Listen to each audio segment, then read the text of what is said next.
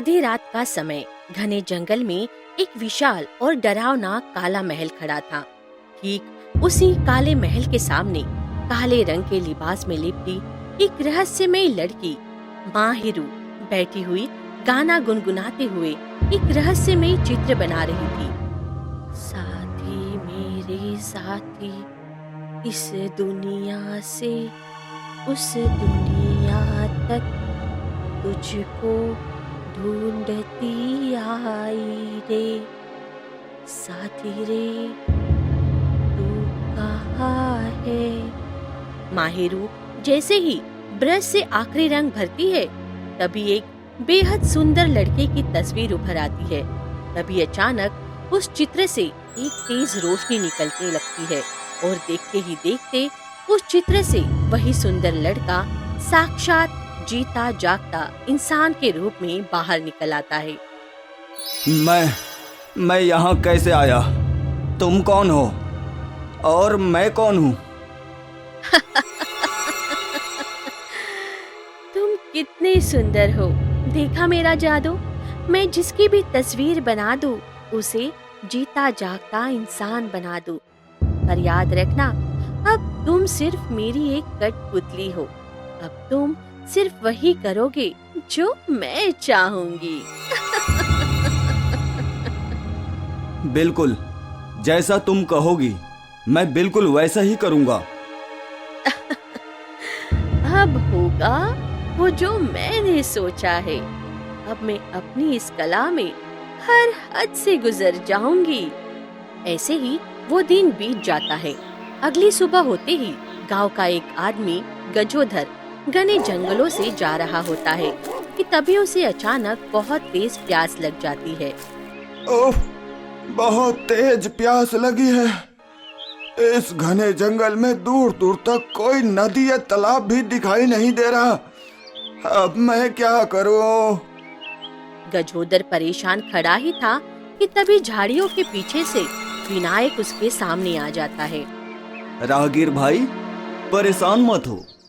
उस तरफ थोड़ी दूर आगे जाओ, वहाँ मीठे पानी का एक साफ झरना है। अरे वाह, तुम्हारा बहुत बहुत धन्यवाद भाई। तुमने तो मेरी जान बचा ली। गजोदर तुरंत बताई हुई दिशा में आगे बढ़ जाता है।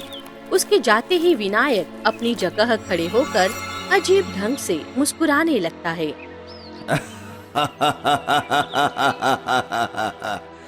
जाओ जाओ मूर्ख, अपनी आखिरी प्यास बुझा लो। गजोदर जैसे ही पानी की तलाश में आगे बढ़ता है, अचानक रास्ते में उसका पैर किसी चीज से टकरा जाता है और वो गिरते गिरते बचता है। वो नीचे देखता है तो दंग रह जाता है। अरे ये क्या है? जमीन पर यह इतना छोटा सा काला महल कैसे बना हुआ है? अरे ये तो बिल्कुल किसी खिलौने जैसा है। फिर गजोदर जैसे ही उस छोटे से जादुई काले महल को अपने हाथ से छूता है, तभी गजोदर के सारे कपड़े अचानक काले लिबास में बदलने लगते हैं। नहीं, ये क्या हो रहा है? मेरे कपड़े, मेरा शरीर, बचाओ मुझे। गजोदर कुछ समझ नहीं पाता।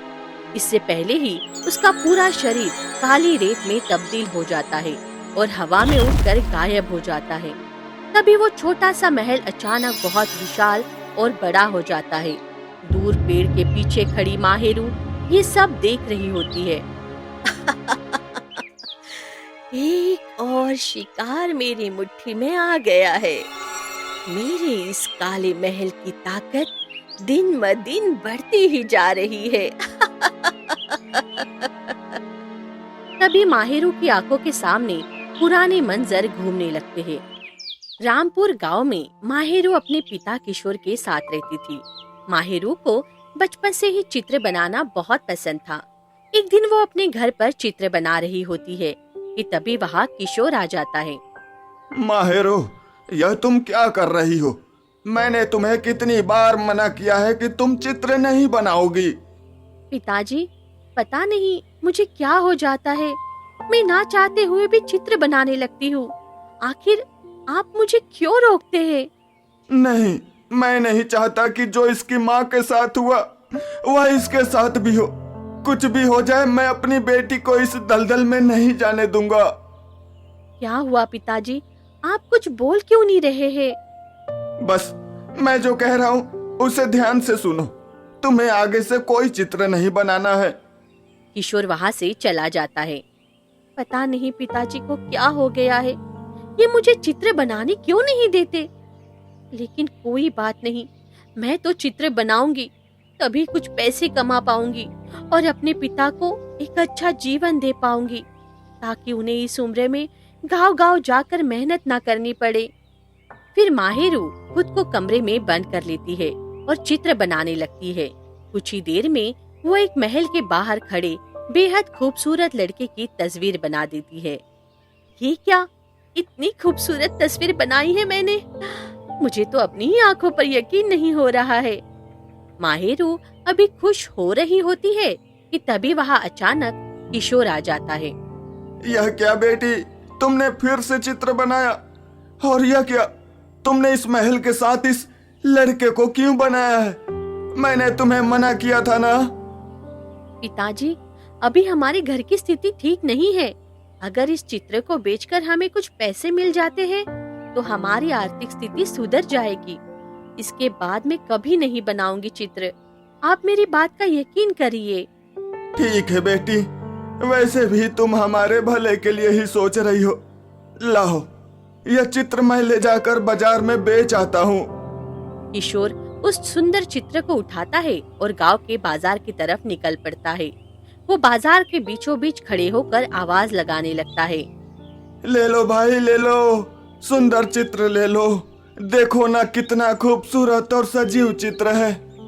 तभी विनायक किशोर के सामने आकर रुक जाता है और उस चित्र को गौर से देखता है। अरे काका, यह चित्र तो वाकई बहुत खूबसूरत है। आखिर इसे किसने बनाया है? मेरी बेटी ने बनाया है। वैसे तो वह रोज चित्र नहीं बनाती, पर कभी कभार शौक के लिए बना लेती है। अरे, यह तो बहुत ही अद्भुत और खूबसूरत चित्र है। यह मुझे हर हाल में चाहिए। बताइए ना काका, इसके कितने पैसे लोगे? ठीक है बाबू, इसके पूरे 2 सिक्के लगेंगे। क्यों नहीं? इस नायाब चित्र के लिए 2 सिक्के तो कुछ भी नहीं है। यह लीजिए। विनायक 2 सिक्के देकर वो चित्र ले जाता है। किशोर जैसे ही वे सिक्के लेकर घर लौटता है। माहिरू, ये सब क्या है बेटी? हमारे घर में सोने के सिक्कों की यह पोटली कहाँ से आई? पिताजी, मुझे कुछ समझ नहीं आ रहा है। मैंने इस पोटली को ठीक वैसा ही उस चित्र में बनाया था, जैसा ये अभी दिख रहा है। जैसे ही आप ये चित्र लेकर बाजार गए, ये सोने की पोटली हमारे घर में अपने आप प्रकट हो गई। यानी मैं जो भी चित्र बनाती वो सच हो जाता है। हे भगवान, वर्षों पहले जो इसकी माँ के साथ हो रहा था वही इसके साथ भी शुरू हो गया। अरे मैं इसे कैसे समझाऊं? पिताजी, आप चुप क्यों हो गए? कुछ बोलिए ना। बेटे, तुमने जो चित्र बना लिया सो बना लिया, पर अब आगे से कभी भी कोई चित्र मत बनाना। मैं तुम्हें खोना नहीं चाहता बेटी। किशोर वहाँ से चला जाता है। माहिरू परेशान हो जाती है। फिर ऐसे ही कुछ दिन बीत जाता है और तभी एक दिन माहिरू दोबारा चित्र बनाने बैठ जाती है और इस बार अपने पिता की एक राजा जैसी बेहद भव्य और खूबसूरत तस्वीर बनाती है। अभी किशोर आ जाता है। देखो तो तुमने यह क्या चित्र बनाया है बेटी? मैं एक साधारण गरीब इंसान हूँ और तुमने मुझे राजा बना दिया।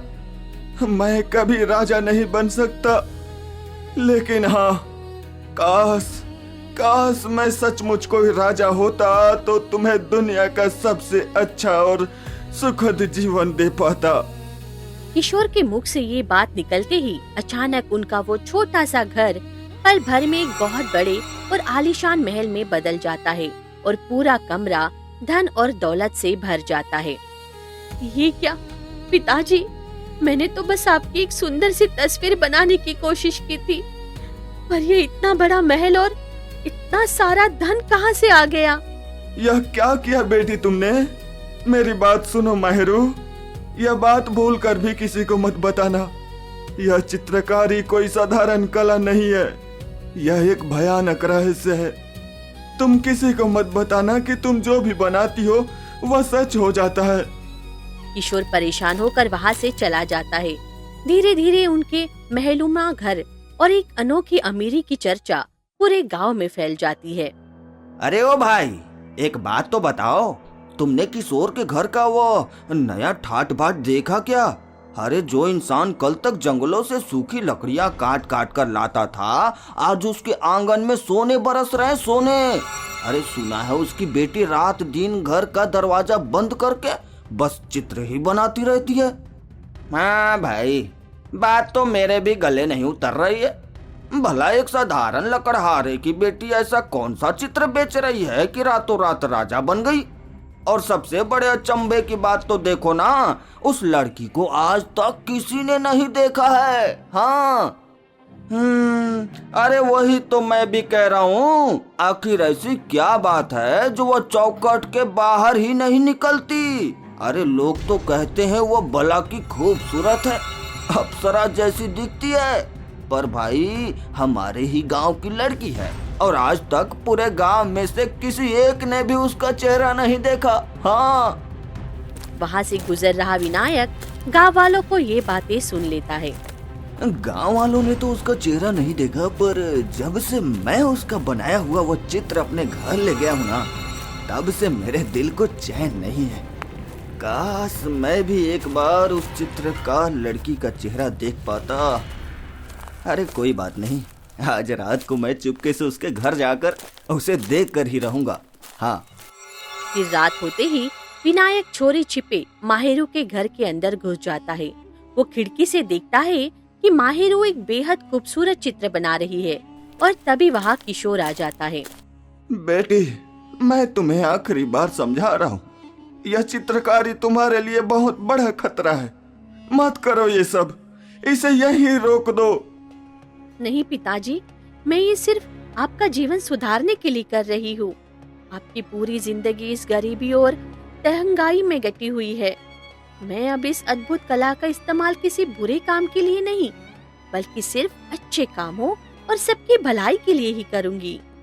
खिड़की के बाहर खड़े विनायक के ये सुनते ही होश उड़ जाते हैं। वो दबे पांव चुपचाप वहाँ से बाहर निकल जाता है।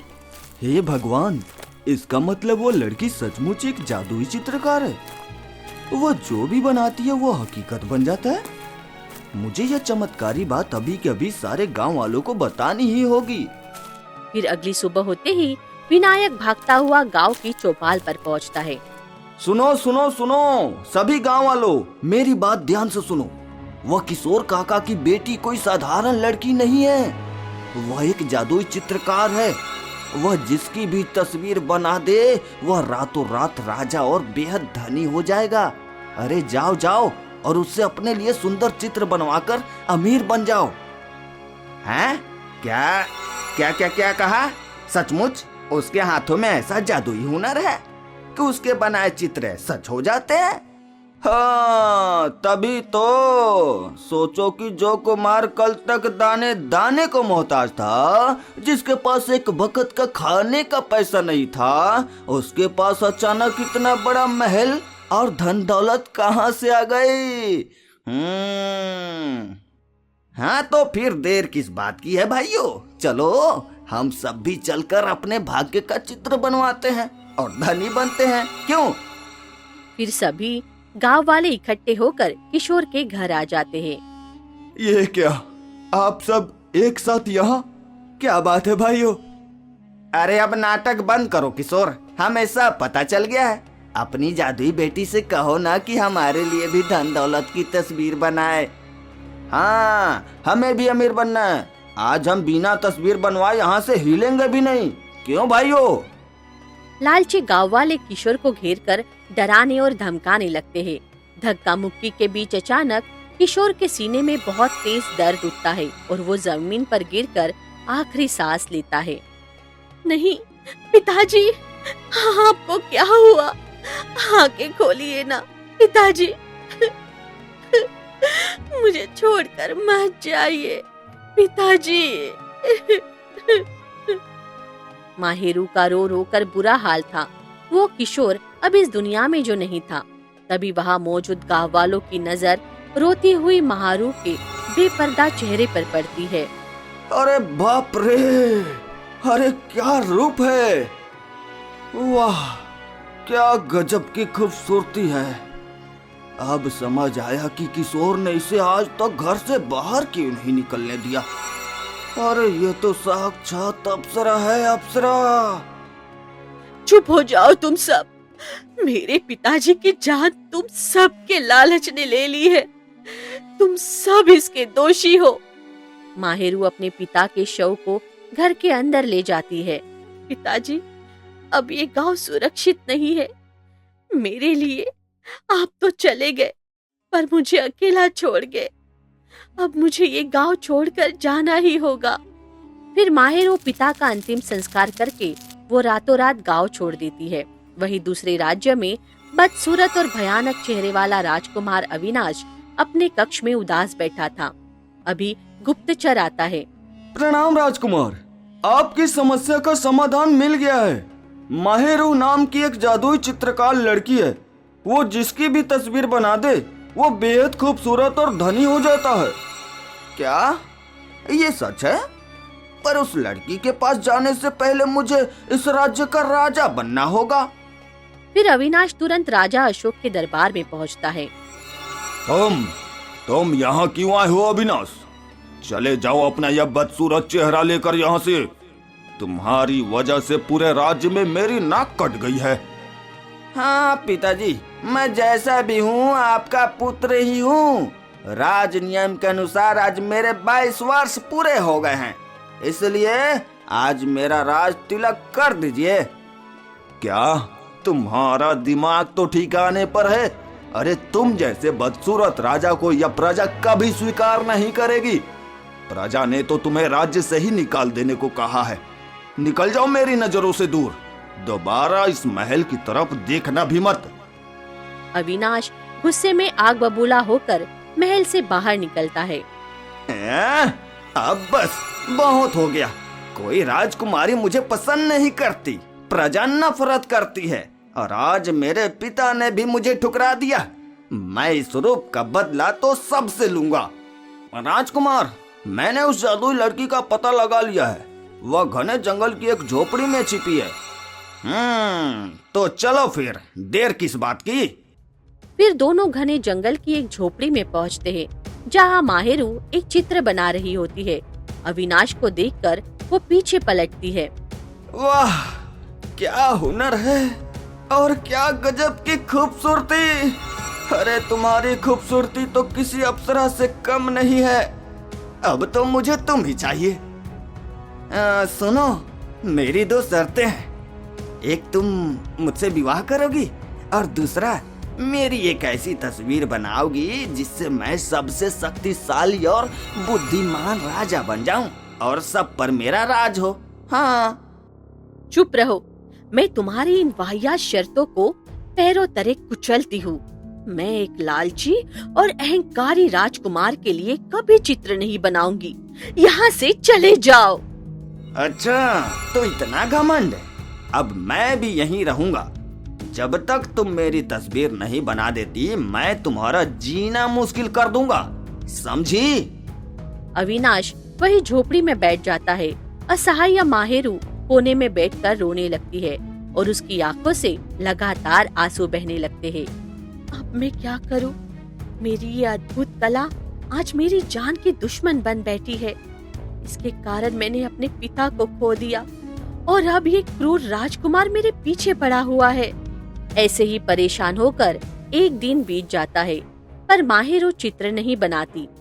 अच्छा, तो तुम अब भी चित्र नहीं बनाओगी? अब देखो, मैं तुम्हारे ऊपर ऐसा जादू करूंगा कि तुम आजीवन अपनी आंखों की रोशनी खो दोगी।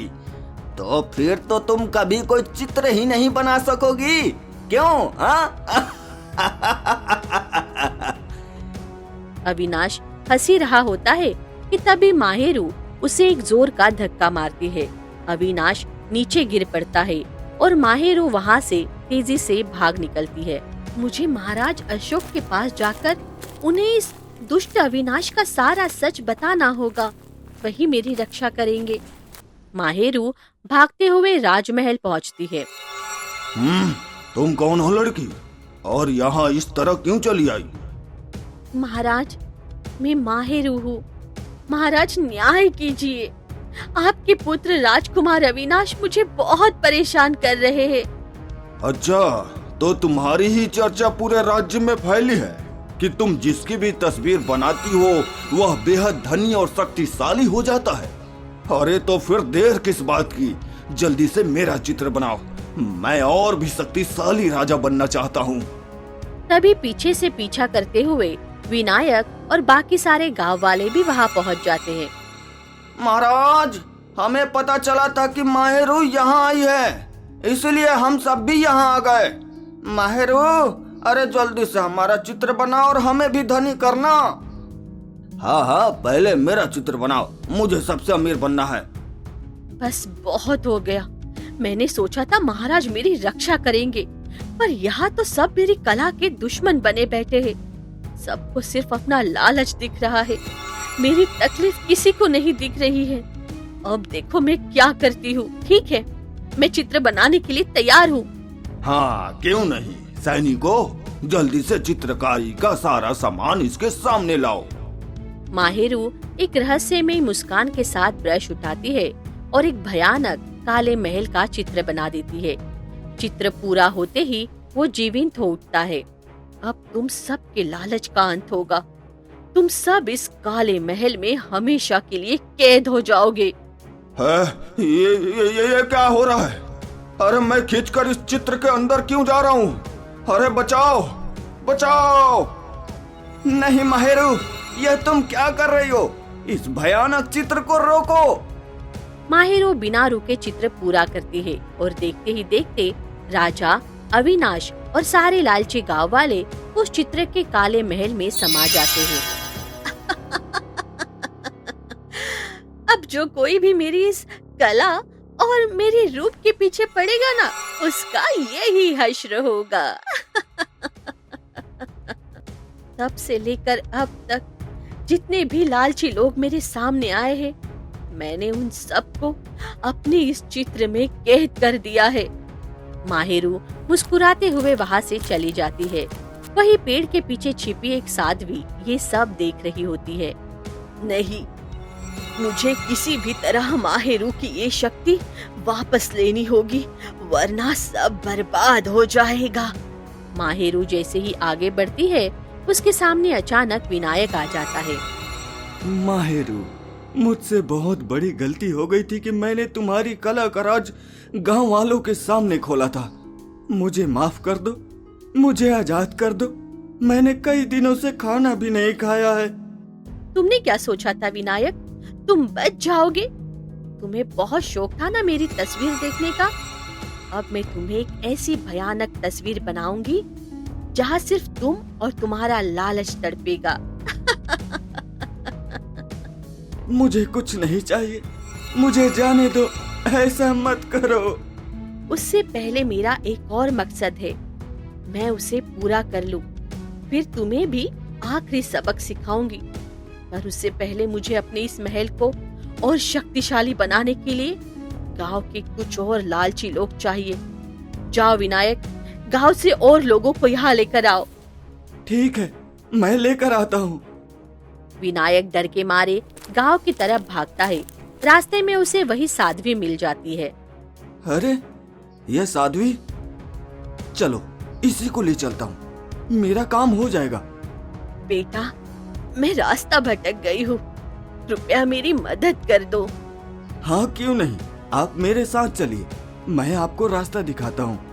विनायक उस साध्वी को सीधे उसी काले महल के पास ले आता है। ये कैसा अजीब और भयानक महल है बेटा। जैसे ही साध्वी आगे बढ़कर उस काले महल को छूती है, अचानक वो विशाल महल हवा में अदृश्य हो जाता है। ये क्या हुआ? महल अचानक गायब कैसे हो गया? ऐसा नहीं हो सकता। नहीं, अरे तुमने ये क्या किया? मेरे महल पर तुमने ऐसा कौन सा जादू किया कि वो गायब हो गया? जल्दी से मेरी शक्ति वापस करो। तुम्हें ये सब पाप रोकना होगा माहिरू। तुम अब और बेगुनाहों पर अत्याचार नहीं कर सकती हो। नहीं, जिन लोगों ने मेरे पिता को मुझसे छीना, मैं उन्हें इतनी आसानी से कैसे छोड़ दूं? तुम होती कौन हो मुझे रोकने वाली? आखिर कौन हो तुम? मैं और कोई नहीं, तुम्हारी माँ हूँ माहिरू। मैंने ही तुम्हें ये अद्भुत कला और शक्तियाँ दी थी ताकि तुम इससे जग का कल्याण कर सको, पर तुमने इसे प्रतिशोध और गलत रास्ते के लिए अपना लिया है। इसीलिए मैं अपनी दी हुई सारी शक्तियाँ तुमसे वापस लेती हूँ। क्या आप मेरी माँ हैं? फिर आपने मुझे क्यों छोड़ा? पिताजी को क्यों छोड़ा? क्योंकि मैं तुम्हारे पिता को तुम्हें पालने के लिए दिया था, क्योंकि मैं तुम्हें अपने पास नहीं रख सकती थी माहिरू। मुझे नहीं पता आपने किस वजह से मुझे छोड़ा, लेकिन मैं ये शक्तियाँ वापस नहीं दूंगी। मुझे इस ताकत की आदत हो चुकी है, मैं इसके बिना नहीं रह सकती। तभी साध्वी तुरंत आंखें बंद कर मंत्र पढ़ने लगती है। देखते ही देखते माहिरू के शरीर से एक तेज रोशनी निकलती है और उसकी सारी शक्तियाँ खींचकर साध्वी के शरीर में समाने लगती है। नहीं, नहीं, माँ, तुमने मेरे साथ ऐसा क्यों किया? तुम ऐसा नहीं कर सकती, रोकिए इसे। पर साध्वी नहीं रुकती और माहिरू की सारी चमत्कारी शक्तियाँ हमेशा हमेशा के लिए समाप्त हो जाती है। अब तुम सिर्फ एक मामूली सी लड़की हो माहिरू, और तुमने इस चित्र में जितने भी लोगों को कैद किया था, मैंने उन सबको हमेशा के लिए आजाद कर दिया है। माँ, तुम मेरी माँ हो या दुश्मन? तुम जानती हो ना कि वो गांव वाले मेरे साथ क्या करेंगे? पहले ही वो मेरी खूबसूरती के पीछे पागल थे और अब वो मुझे नहीं छोड़ेंगे। चिंता मत कर बेटी, मैं सभी गांव वालों के मस्तिष्क से तुम्हारी छवि हमेशा के लिए मिटा दूंगी। अब किसी को कुछ भी ज्ञात नहीं रहेगा कि तुम कौन थी और क्या करती थी। अब तुम एक साधारण और सुकून भरा जीवन जी सकती हो। तभी पीछे खड़े विनायक के आंखों में आंसू आ जाते हैं और वो आगे बढ़ता है। माहिरू, मैंने भी अतीत में बहुत गलतियां की है, मुझे माफ कर दो। लेकिन अगर तुम चाहो तो मैं अपना बाकी का जीवन तुम्हारे साथ बिताना चाहता हूँ। मैं हमेशा तुम्हारी रक्षा करूंगा। नहीं, मुझे इस दुनिया के हर इंसान से नफरत है। मैं किसी के साथ अपना जीवन नहीं जीना चाहती। बेटी, विनायक को एक मौका देकर देखो। इस लालची दुनिया से दूर शायद तुम्हारी जिंदगी एक नए सिरे से शुरू हो सके। इसके दिल में तुम्हारे लिए कोई लालच नहीं है बेटा।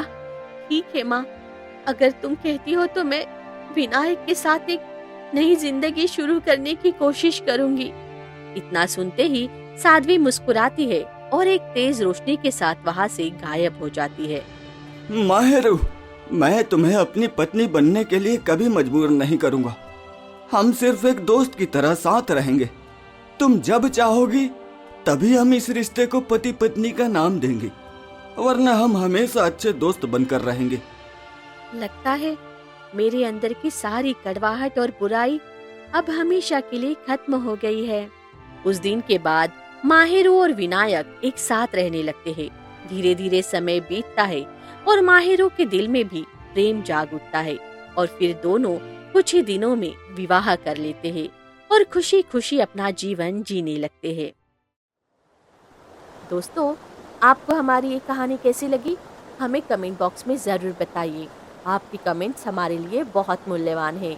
इसी तरह हमारे चैनल की अच्छी अच्छी और प्यारी प्यारी कहानियाँ सुनने के लिए हमें लाइक और सब्सक्राइब करना बिल्कुल मत भूलिएगा।